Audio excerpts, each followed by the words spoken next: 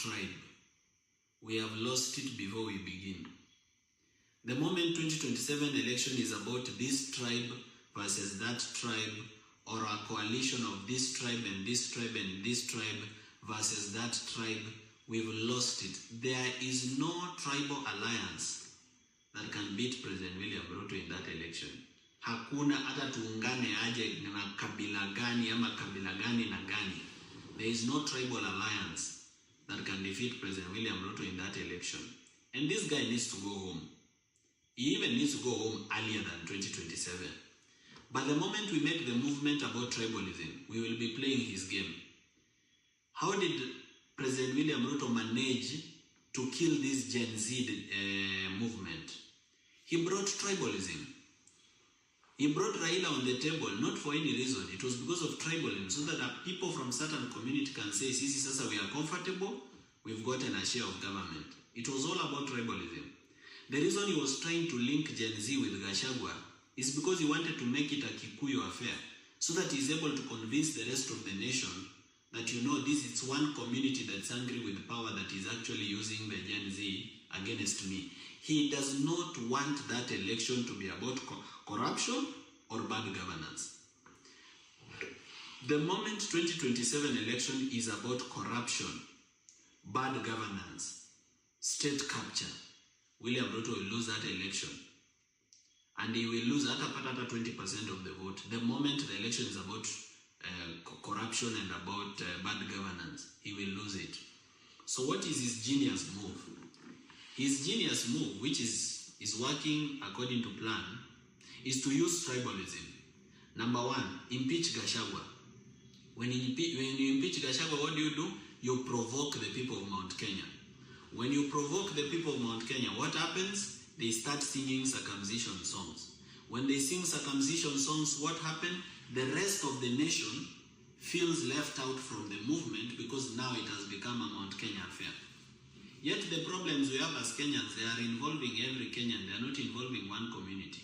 So unapata the Mount Kenya, what Ruto is doing is that he is boxing them into a corner. He wants to isolate them from the rest of the nation with Gachagua. So they have Gachagua, but they are isolated from the rest of the country. It's very difficult for Gachagua to convince other Kenyans who are not from Mount Kenya to vote for him. Because other Kenyans have this perception that Gachagua is tribal. Even if probably you know him better and maybe you've met him and you know he's not tribal, perception is everything. This guy, people think that he is tribal. So it's very difficult to sell him outside Mount Kenya. And that is why I'm almost sure, and I can bet, that William Ruto is going to let Gachagua win that case in court. I suspect that Gachagua will win that case. And the reason he will win that case is because he doesn't want Mount Kenya to have any other candidate. He wants them to have Gachagua. Because it's easier to sell tribalism when Gachagua is the candidate. So what does he do? You see, in this country, tribalism is so deep that there are people who hate other communities more than they hate William Ruto. There are people who go certain places, they say, nani alichukua mashamba yenu? Ni kabila fulani. Banks zote hapa ni za kabila gani? Na supermarket zote, Quickmart ni ya nani? Naivas ni ya nani? Na si kuna vijana wenu hapa hawana kura, hawana kazi. It's very easy to sell tribalism in Kenya, especially against maybe a community that has maybe is everywhere, or has bought a lot of land, or has worked hard and gathered property. It's very easy to sell tribalism against them from other communities. So you find people will believe the tribalism story more than they will believe the story about corruption. One of the things that has affected the Vampire Diaries and my fight against corruption has been tribalism. Because people say, kwa nini mnafuata huyu? Wa ile kabila si wameiba? Mbona mfuati wa ile kabila?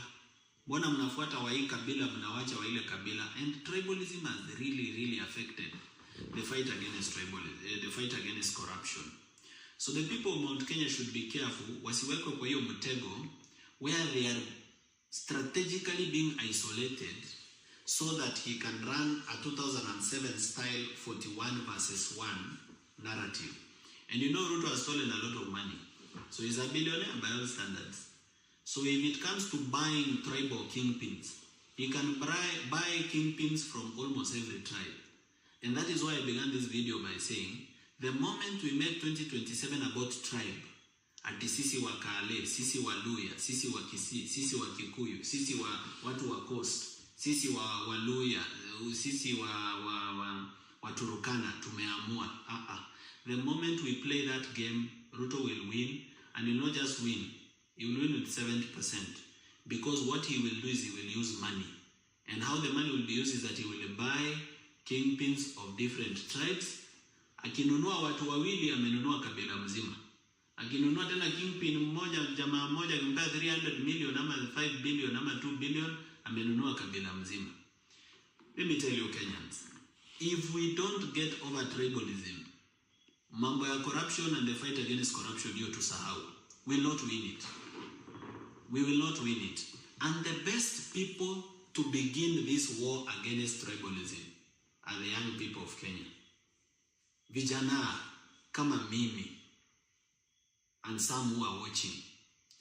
The young people, it's very easy for them to end tribalism because most of them, they are not very tribally inclinated. Secondly, some of them come from families where mother is from this tribe and father is from that other tribe. Mother tongue ilitolewa kwa school curriculum, so some of them don't even speak their mother tongue. So it's easier to make the young population tribeless. It's easier for the young people to unite non-tribally than the older generation because of their experiences and because of the life they've lived in this country. So we as the young people, we have a responsibility to chart a new future. And we are requesting our parents to support us so that we begin a new future that it does not have tribalism. So when you look at me as Morara, don't look at me on the basis of my tribe. Look at me as a young person like you, a Kenyan suffering like you, who needs a better Kenya for you and for me to have a better place. If we do it that way, and I can tell the youth, if they unite, they don't need money. If they unite, William Ruto cannot rig that election. Because for sure he's going to own the IEBC. Commissioners are going to tukua watu. That's obvious. And there's nothing we can do about it at this point. So what do? We need the youth to unite, because when the youth are united, hawezi ambiwa atipiga kura uende nyumbani, watachunga kura. And we need certain communities to tone down on the tribal rhetoric and join the rest of the nation in saying Ruto must go and we need good governance. Because when they make it about them, they exclude the rest of the nation. And when they exclude the rest of the nation, it is now easy for William Ruto to pick those people and run a 41 versus 1 kind of narrative. So that is something that needs to be thought of very keenly, and how we can avoid that tribalism by uniting against bad governance. And if we unite, even if it's tomorrow, even if it's next week, even if it's next month, then he doesn't have to reach 2027. He can be removed even before 2027. He can resign before 2027. But if we are not united, he's going to play our tribalism against us. And mark my words, if William Ruto wins a second term, it's going to be the William Ruto or the Ruto family is going to be in power for a very long time. Because they will have stolen so much money, they will be very insecure without power. They will not let that power go easily. So that's something we have to be very, very keen about. Adwa morima morajibwa. Mumenisikia? Yes, that is what I'm trying to tell you. And if you want to know that I'm right, skiza speeches za Ruto. Unajua Ruto is very predictable, by the way. Mina najua, I know the guy.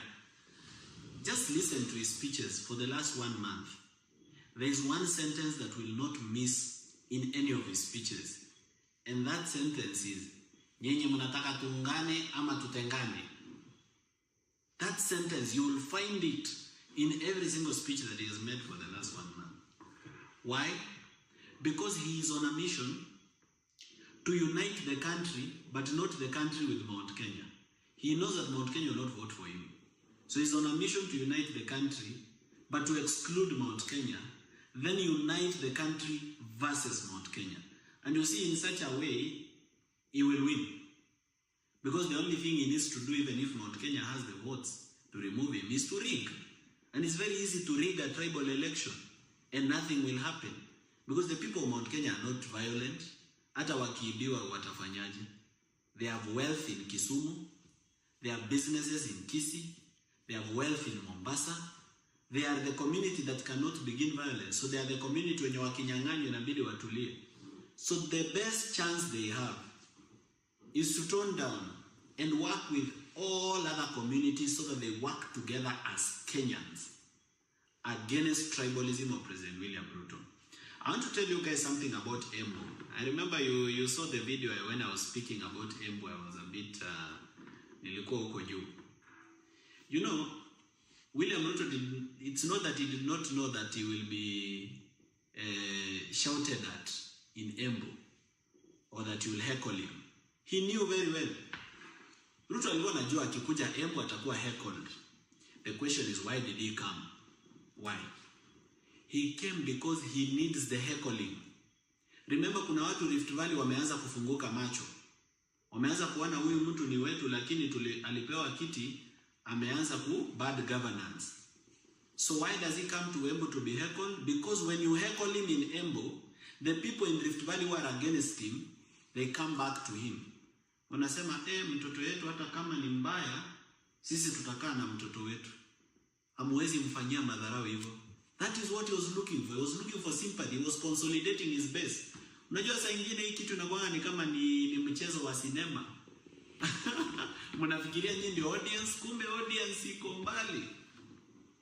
Right now, if you go through Rift Valley, there is something that Rift Valley MPs are saying in funerals. Kena wabunge wa bonde la ufa, the latest being Honorable Kamket, wanasema nini Rift Valley? Kila matanga yenye wanaenda wanasema Kenyatta alikuwa rais, kulikuwa na majaribio ya mapinduzi. Hapana. Moi alikuwa rais, si kulikuwa na majaribio ya mapinduzi 1982? Kibaki alikuwa rais, kulikuwa na majaribio ya mapinduzi? Hapana. Uhuru alikuwa rais, kulikuwa na majaribio ya mapinduzi? Hapana. Ruto amekuwa rais. Ni nini wanataka kusema ati kuna majaribio ya mapinduzi ya Gen Z? You see that? Then he goes ahead and says, ni kama sasa imekuwa kwamba rais akiwa mkale lazima wajaribu kumtoa uongozini kwa nguvu. And let me tell you, that propaganda is selling. It is selling like hotcake. I told you guys, it's easier to sell tribalism more than to sell a message of anti-corruption in Kenya. Because it's just simple. It is just to tell communities who took your land, who has the biggest shops in your towns, who has the biggest supermarket. Those are your enemies. That is why you are poor. Which is very foolish thinking, but it is the thinking that Kenyans believe. Do you guys know that there are communities in Kenya that cannot let you marry their son or marry their daughter? Kuna kabila hapa Kenya, ukienda kuoa msichana wa huko unasikia watu wanakataa. That is how deep tribalism is. That's how deep it is. If we, the young generation, sisi wenye hatuna ukabila, if we do not unite, na haijalishi, you might look at Morara, you don't like him. I might look at you, probably I don't like the way you dress. Huyu labda ni mtiaji. Huyu labda ni mvuta bangi. Huyu mwingine ni mrefu sana. Huyu ni mfupi sana. Huyu ni mnono sana. Huyu akona kelele. Huyu akona kimbelembele. Let us forget all our divisions as young people. Mabon Tao, Mabon Village, unaona? Sijui wenye wanatoka huku na wenye wanatoka huku. Do not be convinced to be told you are a Luo youth. Do not be convinced to be told that you are a youth but you are a Kikuyu youth. Tusiuziwe hiyo ukabila as young people. Because we tumesoma tuko expose.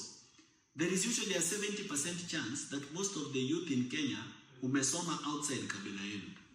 Ulizaliwa Western ndio, lakini ulienda Mangu High School yenye iko Thika. Ulizaliwa Rift Valley, Elgeyo Marakwet, lakini ulienda Bishop Gatimu Ngandu Girls. Ulizaliwa Embu, lakini ulisoma Moi Girls Eldoret. Ulizaliwa Kirinyaga, lakini umesoma Lugulu Girls. Ulizaliwa Kilifi lakini ukaenda Star of the Sea. Ulizaliwa Kwale, wewe ni Mdigo lakini umesoma Kereri Girls in Kisii. That is why the young people are the best candidates to finish this issue of tribalism. Me, I was so happy when I heard that Dr. Fred Matiang'i is running for. I was so happy. No, people usually think I was not happy. I was so happy because now he will be the Kisii candidate. Let him come, let him be made a warrior, spokesman of the community, akwe candidate ya hiyo kabila. Mimi nibaki hapa katikati hapa, where I can now unite the youth tribelessly on the basis of no tribe, but just on the basis of the ideals of good governance. If we, the young people of this generation, don't fit tribalism, my friend, even our kids will be very angry at us. Watoto wetu watakuwa natuuliza maswali why we messed up the country for them when we had a very good opportunity. Kwa hivyo wewe, a young person, ushafika 18, umemaliza form 4, umemaliza campus, ama uko job, uko 35, uko nini, majenzi, millennials, msikize vizuri, you have a good chance to end tribalism. Mukianza kufuata makingpin wa kabila yenu, you are finished. William Ruto will win 2027 and the Ruto family will be in power for long. Nimewaambiaje hapa nyuma? Nimewaambia these people have stolen so much money, they will be very insecure without power. So they will kill anyone for power. They'll want to stay in power by all means. They'll want to even change the constitution and stay in power. As a family, it will be handed over like Museveni from father to son. We cannot let this guy continue like this. Atakula hii Kenya amalize and all of us will be poor here. Or he will own everything. He will own banks, he will own airports, he will own everything. We'll be slaves. Yes, tutakuwa kama wafanyikazi kwa plantation yake. Let us think about that thing very seriously. Otherwise, all these problems we have far from